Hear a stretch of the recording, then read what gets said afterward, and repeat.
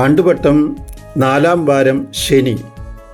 തിരുവചനം: അവരോട് അവന് അനുകമ്പ തോന്നി, കാരണം അവർ ഇടയനില്ലാത്ത ആട്ടിൻപറ്റം പോലെ ആയിരുന്നു. മാർക്കോസിൻ്റെ സുവിശേഷം 6-ാം അധ്യായം 34-ാം തിരുവചനം.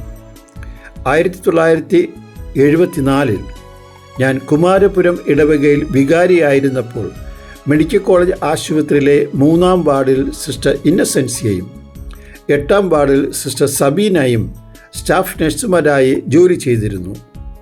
അവരുടെ പേര് പോലും ഇന്നും ഞാൻ ഓർമ്മിക്കുന്നതിനുള്ള കാരണം അത്രമാത്രം ത്യാഗപൂർണമായ സേവനമാണ് അവർ അന്ന് കാഴ്ചവെച്ചത്.